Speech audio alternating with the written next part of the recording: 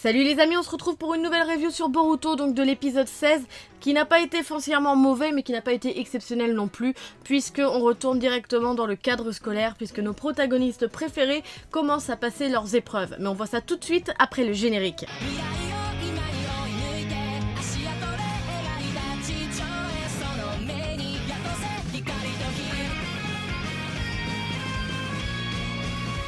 Dans cet épisode, on se ressent vraiment sur le côté scolaire de Boruto. Là, c'est le début des examens et le premier test à passer, c'est celui de ninjutsu.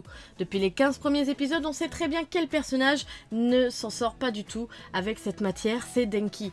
Parce que le gars, c'est un mec qui est plutôt intellect, puisqu'il va comprendre tout de suite la théorie. Il va réussir à comprendre, à l'expliquer, mais il va pas du tout réussir à l'appliquer.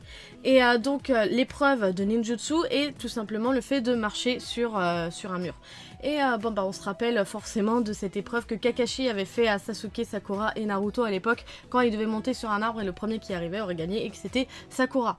Oui, c'était Sakura. Déjà à l'époque, ouais, c'était peut-être la seule fois qu'elle était meilleure que les garçons d'ailleurs.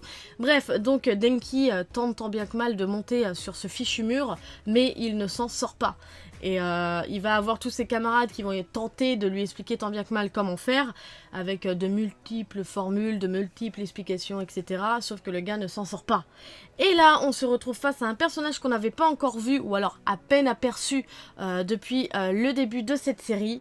C'est Rock Lee. Alors qu'on se remette un peu dans le contexte, donc Denki s'efforce à essayer de s'améliorer au niveau du ninjutsu et donc de réussir cette épreuve de monter le mur, sauf qu'il n'y arrive pas et il va être observé par Metal Lee qui va lui dire comme quoi que voilà, il apprécie le fait qu'il s'entraîne et qu'il va essayer de l'aider au maximum pour réussir cette épreuve pour qu'il donne tout ce qu'il a.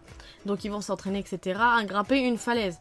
Ouais, et d'ailleurs Metal Lee dit qu'il fait ça tous les matins. Oui, c'est vrai que c'est une chose courante, hein, moi aussi, je monte des falaises le matin, histoire de me réveiller un petit peu. Enfin bref, donc Denki se casse la gueule et va se faire rattraper par Rock Lee.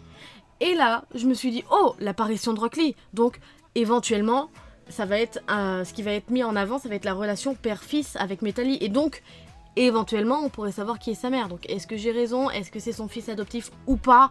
Est-ce qu'il l'a fait avec Tenten? Est-ce que ce mystère va être enfin résolu? Eh bien non. Parce que le mec fait une simple apparition, tu te demandes réellement à quoi il sert dans cet épisode, parce qu'au final, il va pas aider Denki, puisque ça va être Iwabe qui va lui donner la solution à son problème et qui va lui permettre de s'améliorer. En gros, Rock Lee, il est là juste pour faire son guy de l'époque, que le mec il est dans la jeunesse machin, enfin bref, juste pour ça. Et c'est un peu dommage parce que son apparition, elle a vraiment servi à rien.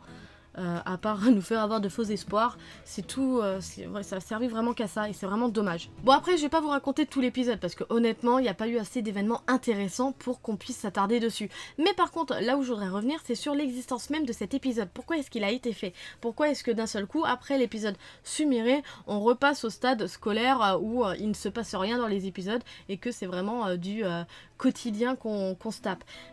Pour moi la simple et bonne raison c'est que déjà c'est pour nous remettre dans le contexte qu'on est face à des enfants qui n'ont pas encore quitté l'académie et donc qui ne sont pas encore apprentis ninja. Ils apprennent seulement la théorie et les bases, même si ça m'a l'air quand même plus compliqué parce que dans Naruto l'épreuve du mur c'était après qu'ils étaient diplômés et qu'ils aient formé les équipes parce que c'était Kakashi qui leur apprenait. Après il me semble que c'était ça.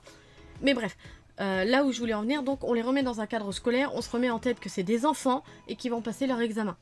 Et également, là où ça a été joué et que ce qui a été dommage en soi, c'est que ce n'est pas les personnages phares qui ont été mis en avant. Pourquoi est-ce qu'on ne voit pas Boruto et toute la clique le passer, mais que c'est Denki et Iwabe qui sont mis en avant?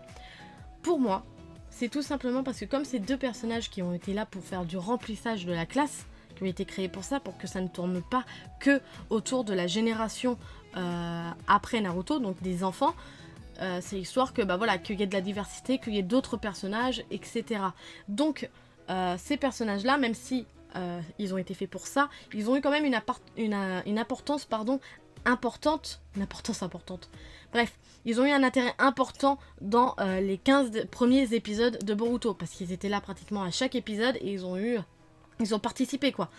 Et donc cet épisode peut servir comme épisode d'adieu, parce qu'on savait très bien que Denki avait des problèmes avait des soucis au niveau du ninjutsu. On savait très bien que Iwabe, lui, avait plutôt des soucis au niveau des théories, de tout ce qui était intellectuel, etc. Et donc ces deux personnages se complètent. Et donc ils vont s'entraider dans cet épisode, comme on l'a vu. Et comme ça, main dans la main, ils vont réussir à avoir ce diplôme et donc à ensuite être certifiés et pouvoir être en équipe. Et donc ça permettrait de leur dire au revoir comme à Sumire. Parce que du coup, Sumire, on la voit plus. Mais... un point où je voudrais en revenir parce qu'on a été très nombreux, moi la première, à se dire que bon, ils vont trouver une façon de jarter ces personnages pour qu'on se retourne sur les personnages importants parce qu'on ne les voit pas dans Boruto, enfin dans le film Boruto. Mais c'est pas parce qu'on voit pas un personnage dans le film Boruto qu'il n'est pas dans la série. Parce que rappelez-vous à l'époque de Naruto, quand il y avait des films qui sortaient, il n'y avait pas toutes les teams qui étaient mises en avant. T'avais souvent des teams qu'on voyait pas, genre Tenten, je pense qu'on la voyait pratiquement pas. Neji et Rock Lee, on le voyait souvent dans les films. Mais genre Tenten, on la voyait pratiquement pas. Mais pourtant, ça n'empêchait pas d'être présente dans la série. Vous voyez ce que je veux dire? Donc, je sais pas trop. Est-ce que ils vont les foutre dehors de cette façon-là ou est-ce qu'ils vont revenir après? Je ne sais pas, je ne sais vraiment pas. Dites-moi vous ce que vous en pensez par commentaire, quelles sont vos théories par rapport à la suite. Maintenant parlons un petit peu de la preview de l'épisode de la semaine prochaine, donc de l'épisode 17. Donc là on voit bien que c'est Sarada qui est carrément mise en avant. Petite mère, même si c'est une Uchiwa, elle n'a pas eu énormément d'importance dans la série Boruto jusqu'à maintenant. Donc est-ce que le fait de la mettre en avant va permettre de faire le passage de l'épisode où elle va penser que Sakura n'est pas sa mère, donc l'épisode de Naruto Gaiden, ou est-ce que ça va repartir encore sur du hors-série, entre guillemets, de remplissage, d'événements pas intéressants, mais qu'on va quand même regarder chaque semaine et qu'on va faire quand même un débrief là-dessus, etc. Je ne sais pas. Dites-moi encore une fois vos théories là-dessus, ça pourrait être très intéressant. Moi perso, j'espère du plus profond du cœur que ça va permettre de mettre en avant et de faire une introduction à l'épisode Naruto Gaiden. J'espère fortement. Voilà, cette nouvelle review touche à sa fin, j'espère qu'elle vous aura plu. N'hésitez pas à me le dire par commentaire, likez et partagez la vidéo, ça nous fait super plaisir. Et surtout, abonnez-vous à la chaîne si vous ne l'êtes pas. Sur ce, moi je vous laisse, à la semaine prochaine. Tchuss!